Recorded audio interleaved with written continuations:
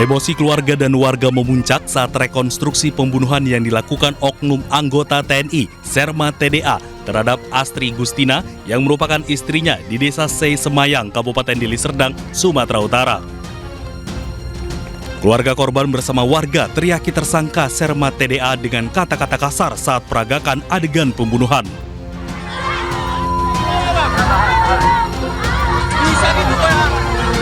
Keluarga yang emosi kembali memaki tersangka saat akan pindah lokasi rekonstruksi pembunuhan. Penyidik Polisi Militer Angkatan Darat mengungkapkan ada 86 adegan yang dilakukan dalam rekonstruksi ini.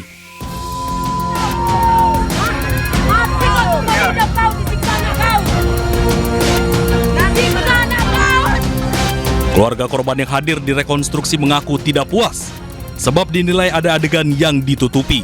Tadi bagaimana menurut Abang tadi, Pak? Kalau menurut kami rekonstruksinya nggak begitu memuaskan ya Pak ya, karena seperti banyak adegan-adegan yang seperti ditutupin. Kami juga mau melihat secara langsung susah, pokoknya serba susah, seperti dihalang-halangi. Tapi udahlah, ini sudah berjalan.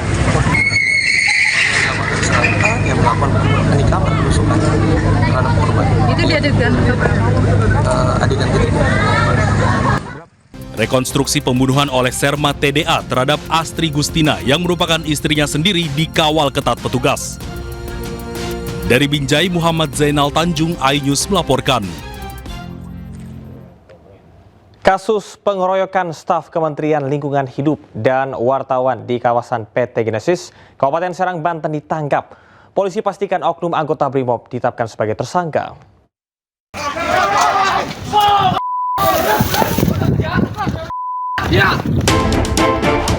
Oknum anggota BRIMOB Polda Banten, berinisial Bribtu TG, akhirnya ditetapkan sebagai tersangka atas kasus dugaan kekerasan dan penganiayaan terhadap staf Kementerian Lingkungan Hidup dan seorang wartawan di Kabupaten Serang, Banten. Oknum anggota BRIMOB ditahan di ruang penempatan khusus Polda Banten. Dari 2 anggota BRIMOB yang diperiksa, hanya 1 orang anggota yang terbukti ikut melakukan tindak kekerasan. Sementara itu, rekan TG yakni Bribda TR dinyatakan tidak terlibat dalam aksi pengeroyokan. Inisial Bribtu TG, karena dia perannya ada. Sementara untuk Bribda TR yang bersangkutan pada saat itu justru melerai. Nah, ini berdasarkan keterangan saksi, kemudian dicek juga ada. Jadi yang satu, ya sudah. Aksi perbuatannya Bribtu TG kini harus menghadapi proses hukum pidana sekaligus sanksi disiplin dari kesatuan. Dari Serang, Banten, Mahesa Aprian, iNews melaporkan. Seorang pria ditangkap usai rampok gerai agen bank di Kabupaten Tebo, Jambi. Aksi gagal setelah korban melawan dan teriak saat ditodong pelaku.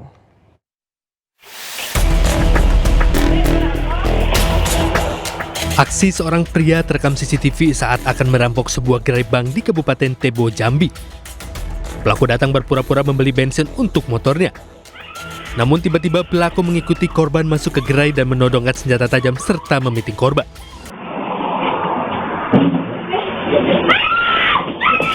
Korban sontak berteriak minta tolong hingga warga sekitar berdatangan.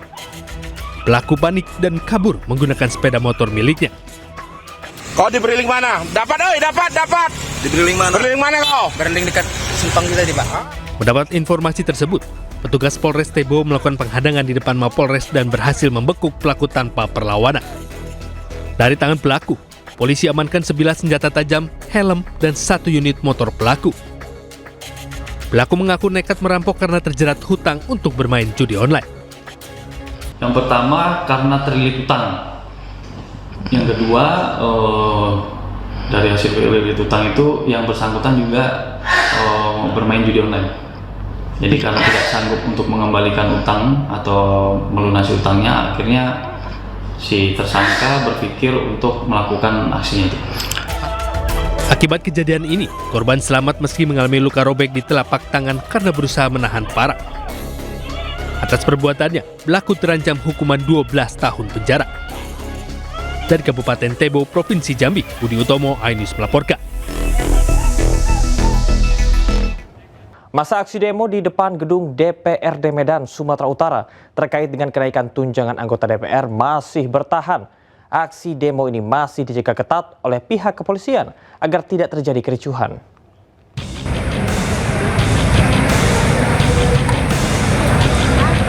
Aksi unjuk rasa yang dimotori oleh mahasiswa dan pelajar di depan gedung DPRD Medan, Sumatera Utara berjalan kondusif.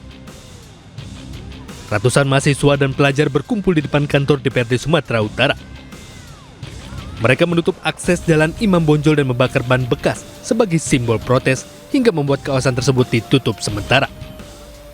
Sampai saat ini ratusan bahkan ribuan massa yang terdiri dari mahasiswa dan masyarakat masih bertahan di persimpangan menuju kantor DPRD Sumatera Utara. Aksi protes ini karena kenaikan tunjangan mewah anggota DPR. Sementara polisi melakukan pagar betis lengkap dengan tameng dan mobil anti huru-hara menutup total badan jalan menuju gedung DPRD Sumatera Utara. Dari Medan, Sumatera Utara, Bobi Pakpahan, Ayunus melaporkan. Di tengah aksi demo massa di depan gedung DPR kemarin, ada pemandangan menyejukkan. Sejumlah polisi membagi-bagikan air mineral kepada para pendemo.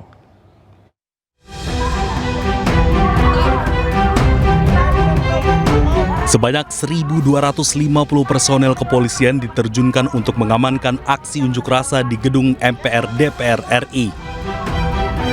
Dalam pengamanan ini, seluruh personel ditekankan untuk berlaku humanis kepada massa aksi.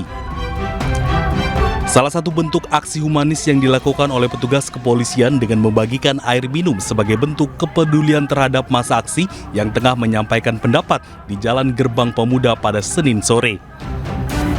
Beberapa petugas terlihat mendekati kerumunan dan membawa dus berisi air mineral kemudian membagikannya kepada massa aksi. Para pendemo pun menyambut antusias dan bahagia. Kabid Humas Polda Metro Jaya, Kombes Pol Ade Arisyam Indradi, menerangkan para petugas di lapangan telah berupaya mengamankan aksi penyampaian pendapat. Sikap humanis menjadi yang utama dalam pengamanan ini. Dari Jakarta, Tim Liputan iNews melaporkan. Aksi demo ratusan pelajar salah satu sekolah menengah pertama di Kota Bekasi, Jawa Barat terkait dugaan pencabulan oleh oknum guru olahraga terhadap sejumlah siswi berakhir ricuh. Kericuhan terjadi saat para pelajar dan alumni hendak masuk ke sekolah dihadang petugas keamanan dan guru.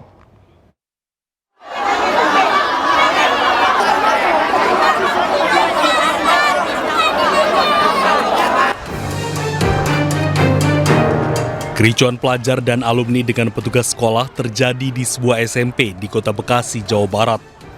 Ratusan pelajar memaksa masuk ke dalam sekolah untuk bertemu dengan JO, oknum guru olahraga yang diduga melecehkan sebuah siswi sekolah ini. Namun aksi para pelajar ini terhalang oleh petugas sekolah dan beberapa pelajar diamankan karena dianggap sebagai provokator. Selain melakukan aksi di depan sekolah, para pelajar dan alumni juga menutup akses jalan di depan sekolah hingga tidak dapat dilintasi oleh warga sekitar. Keributan ini selesai setelah pihak sekolah melakukan mediasi dan mengizinkan perwakilan alumni dan pelajar masuk ke dalam untuk berdiskusi. Aksi unjuk rasa ini sebagai bentuk dugaan pelecehan yang dilakukan oleh oknum guru olahraga. Para pelajar dan alumni menuntut sekolah memecat oknum guru tersebut. Alumni yang merasa jadi korban, silakan untuk datang ke DP3A, ditunggu mulai besok jam 9 untuk membuat pernyataan, kan gitu. Segala sesuatunya harus ada bukti tertulis, tidak bisa ngaku dengan cuma omongan aja, gitu sih. Sebenarnya dari kami juga tadi itu minta koordinatornya untuk yuk sini ada berapa orang.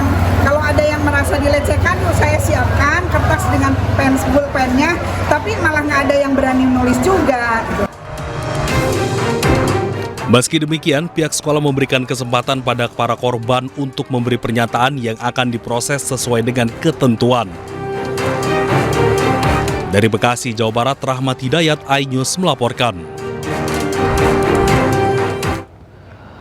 Puluhan pelajar di Cirebon, Jawa Barat menjadi korban editan foto porno menggunakan teknologi AI. Para pelaku yang juga merupakan siswa SMA menjual foto porno hasil rekayasa untuk bermain judi online.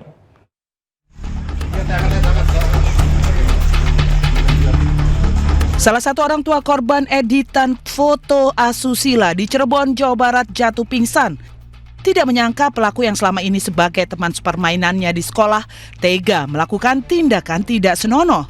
Sementara beberapa orang tua korban lainnya menangis di hadapan orang tua pelaku. Puluhan orang tua korban yang merupakan siswa sebuah SMA ini berkumpul dan mengajukan protes.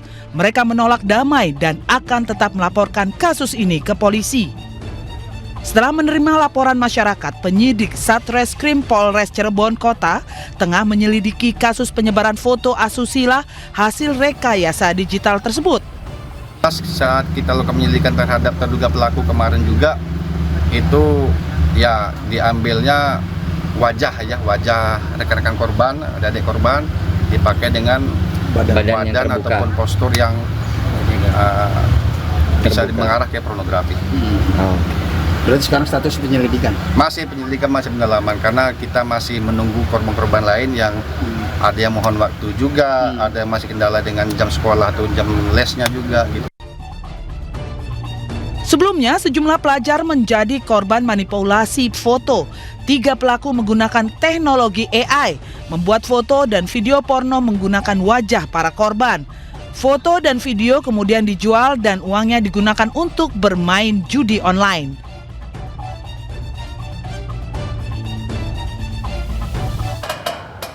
Baru 1 bulan sekolah, 72 siswa SMA Negeri 5 Bengkulu tiba-tiba dikeluarkan karena tidak terdaftar dalam data pokok pendidikan.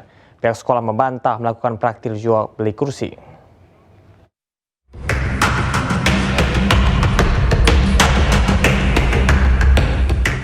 ...72 siswa dari SMA Negeri 5 Bengkulu tiba-tiba dikeluarkan secara sepihak dengan alasan tidak terdaftar dalam data pokok pendidikan. Padahal para siswa telah mengikuti kegiatan belajar selama sebulan penuh. Orang tua siswa menemui berbagai pihak, mulai dari pengacara hingga DPRD Bengkulu. Hasil pertemuan, 30 siswa memilih pindah sekolah, sementara 42 siswa lainnya bertahan dan menuntut kejelasan. Menteri Pendidikan Dasar dan Menengah Abdul Muti memastikan Dinas Pendidikan dan Kebudayaan Provinsi Bengkulu telah memfasilitasi penyelesaian masalah ini. Kita selesaikan dengan Dinas Pendidikan Provinsi Bengkulu dan alhamdulillah juga mereka sudah kita berikan kesempatan belajar di SMA negeri yang lainnya. Mari kita berusaha sesuai dengan aturan yang kita buat, daya tampung maksimal itu adalah untuk menjaga kualitas pembelajaran, sehingga memang jumlahnya tidak bisa kita tambah dan ada sekolah negeri yang lain yang juga siap menampung mereka. Sebelumnya pihak sekolah membantah melakukan praktik jual beli kursi. Sementara Dinas Pendidikan akan menyalurkan siswa ke sekolah negeri lain. Posko pengaduan pun dibuka hingga 31 Agustus agar siswa terdampak segera mendapat sekolah pengganti. Dari Bengkulu dan Surabaya, Endro Dwirawan, Yuda Prawira, iNews melaporkan. Hotman Paris selaku kuasa hukum Haritanu Sudibyo sekaligus kuasa hukum MNC Asia Holding angkat bicara terkait dengan perkara gugatan PT CMNP. Hotman menegaskan bahwa gugatan CMNP salah sasaran.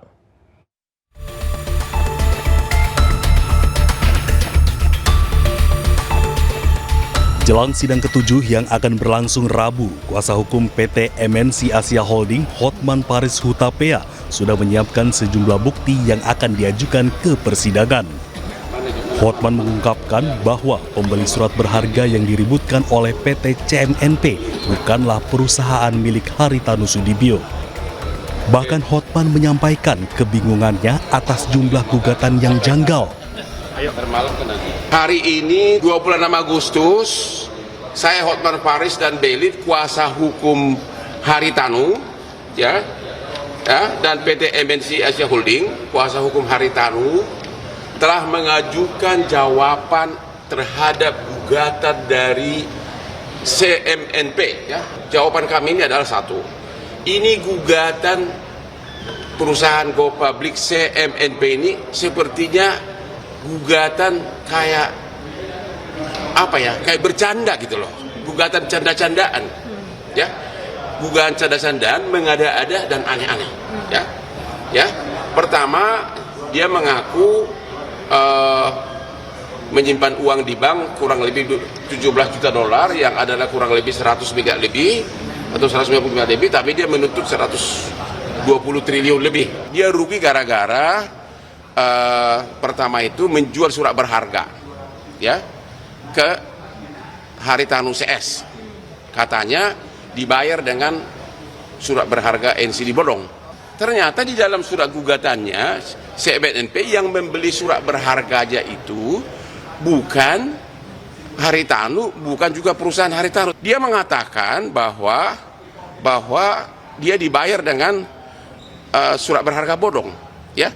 Tapi di dalam putusan PK, ya, dia mengatakan bahwa dia sudah membayar sertifikat ini cash. Perusahaan asing tadi yang membeli surat berharganya CMNP sudah membayar ke CMNP dan kemudian CMNP menyetorkan uang itu ke Unibank untuk dibuka deposito. Hotman Paris menegaskan gugatan CMNP salah alamat dan punya indikasi mempermalukan kliennya. Ini gugatan sudah parah banget, benar-benar dibuat secara tidak profesional, amburadul. Kayaknya tujuannya hanya untuk mempermalukan Haritanu. Tapi nggak ada dasar sama sekali. Perlu saya mengatakan bahwa CMNP itu sudah kalah. Kalah di tingkat kasasi perdata, kalah di tingkat PK, juga dia lapor polisi, sudah di SP3 oleh polisi, ya kan? Kemudian SP3-nya dia coba gugat untuk dibatalin, gugat perbuatan melawan huruf, kalah lagi. Jadi sudah berkali-kali kalah. Sebelumnya pada tahun 2004, PT CMNP juga sempat menggugat secara perdata terhadap Unibank, namun gagal hingga tingkat Mahkamah Agung dan telah memiliki kekuatan hukum tetap. 5 tahun berselang, CMNP juga melaporkan MNC Asia Holding ke Bareskrim Polri. Namun laporan tersebut tidak berlanjut. Bareskrim Polri mengeluarkan surat perintah penghentian penyidikan atau SP3. SP3 ini juga telah diuji hingga tingkat Mahkamah Agung dan dinyatakan sah. Di sisi lain, hingga kini pihak CMNP belum bisa dimintai keterangan lanjutan. Pihak CMNP menyerahkan sepenuhnya ke kuasa hukum Lukas sesuai yang ada di surat permohonan wawancara. Sementara pengacara Lukas belum merespon permohonan wawancara terkait hal ini. KPK menyita mobil mewah dari hasil penggeledahan rumah ex-Wamenaker Republik Indonesia Immanuel Ebenezer. Dalam penggeledahan, penyidik juga menemukan 4 ponsel di plafon rumah.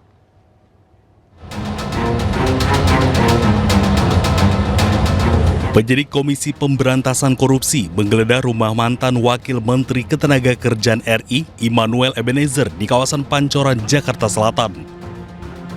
Dari penggeledahan tersebut, penyidik KPK sita sejumlah barang bukti, salah satunya mobil mewah berwarna hitam yang diduga terkait dengan kasus korupsi sertifikasi K3 di Kementerian Ketenagakerjaan yang melibatkan Noel.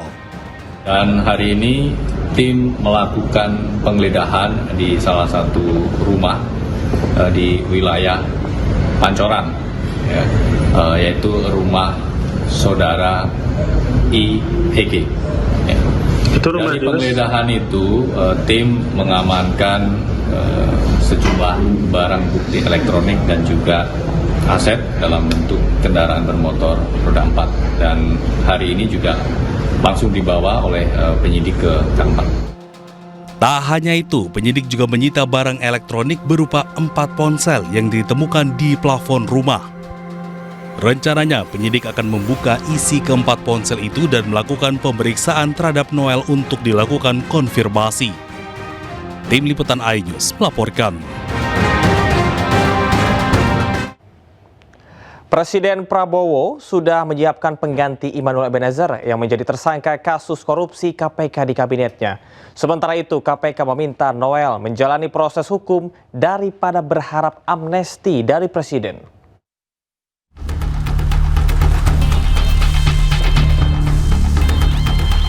Mantan Wakil Menteri Ketenagakerjaan Immanuel Ebenezer meminta amnesti kepada Presiden Prabowo Subianto usai ditetapkan sebagai tersangka kasus pemerasan pengurusan sertifikat keselamatan dan kesehatan kerja K3 di lingkungan Kemenaker. Terkait hal tersebut, Komisi Pemberantasan Korupsi meminta Noel mengikuti proses hukum yang sedang berjalan daripada meminta amnesti. Meskipun pemberian amnesti merupakan hak prerogatif Presiden. Kita pahami amnesti itu kan hak prerogatif Presiden ya. Meski demikian ya sebaiknya kepada yang bersangkutan tidak sedikit-sedikit minta amnesti begitu ya. Jadi kita ikuti saja dulu proses penyidikannya. Ini kan masih panjang ya, karena kan ini baru dilakukan kegiatan tangkap tangan, nanti kita lakukan pemeriksaan terhadap para pihak, baik para tersangka, para saksi ataupun pihak-pihak lainnya untuk didalami keterangan-keterangannya sehingga informasi-informasi ini menjadi lengkap dalam proses. Sementara itu, Presiden Prabowo Subianto buka suara terkait Noel yang menjadi tersangka KPK pertama di anggota kabinetnya. Sudah diurus semuanya tuh, ya. Oke. Penggantinya Pak. Ada nanti, tenang aja. Sebelumnya, Noel terjaring operasi tangkap tangan Kamis 21 Agustus dan ditetapkan sebagai tersangka oleh KPK Jumat 22 Agustus 2025. Ex-Wamenaker itu juga disebut menerima aliran dana 3 miliar rupiah dari total pemerasan dan atau gratifikasi senilai 81 miliar rupiah. Noel juga disebut mengetahui praktik pemerasan itu, namun bukannya diberhentikan, dia malah membiarkan dan meminta jatah. Dari Jakarta, Tim Liputan iNews melaporkan. KPK menyatakan pemeriksaan selebgram Lisa Mariana merupakan langkah awal sebelum memintai keterangan mantan Gubernur Jawa Barat Ridwan Kamil terkait dengan kasus dugaan korupsi dana iklan Bank Jabar Banten. PLT, Deputi Penindakan dan Eksekusi KPK Asep Guntur Rahayu mengatakan pemanggilan Lisa dilakukan lebih dulu daripada RK. Pemeriksaan Lisa diperlukan untuk menguatkan keterangan terkait dengan barang-barang yang telah disita dari rumahnya. Ia menyebut pihaknya juga mengantongi informasi soal dugaan aliran dana iklan BJB yang diterima Lisa. Sebelumnya usai diperiksa, Lisa Mariana mengaku pernah menerima aliran dana dari Ridwan Kamil.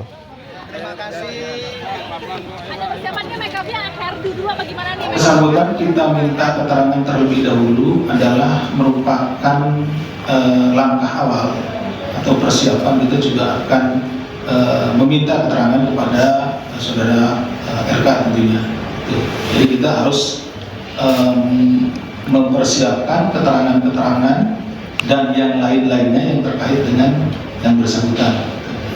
Keterangan terkait dengan barang-barang yang disita dari rumahnya dan lain-lainnya itu sudah kita peroleh. Nah, kemudian ada informasi bahwa juga diduga ada aliran kepada saudara LM ini. Makanya penyidik memanggil saudara LM untuk dikonfirmasi kebenarannya seperti itu. Nanti ini kan salah satu koleksi mobil Ridwan Kamil menjadi sorotan publik. Mobil milik ex-Gubernur Jawa Barat yang disita KPK dalam kasus korupsi pengadaan iklan bank tersebut masih tercatat atas nama Presiden ketiga B.J. Habibie. Mengumpulkan keterangan-keterangan di mana nantinya pada saat yang bersangkutan kita panggil, ya keterangannya sudah, informasinya sudah banyak yang akan kita tanyakan. Mobilnya itu beli di Ila ya? Di mana? Mobilnya beli di Ilham Habibie itu ya? Kalau tidak salah, karena itu yang menjadi nilainya itu adalah saya tidak tahu apakah itu mobilnya berada di siapanya, tapi yang menjadikan bernilai. Kalau tidak salah STNK-nya masih STNK atas nama apa namanya. Kita ke informasi lain, pemirsa, sepekan menerjunkan bantuan kemanusiaan ke Gaza. Indonesia berhasil menerjunkan 81,5 ton. Penerjunan bantuan tersebut lampaui target awal ditetapkan sebanyak 80 ton. Dan informasi ini mengakhiri kebersamaan kita di iNews malam hari ini. Temukan informasi-informasi terbaru lainnya di www.inews.id. Cuplikan berita iNews dapat Anda saksikan di kanal YouTube @official iNews. Mewakili kerabat kerja yang bertugas, saya Camar Hainda pamit undur diri. Terima kasih, selamat malam. Sampai jumpa.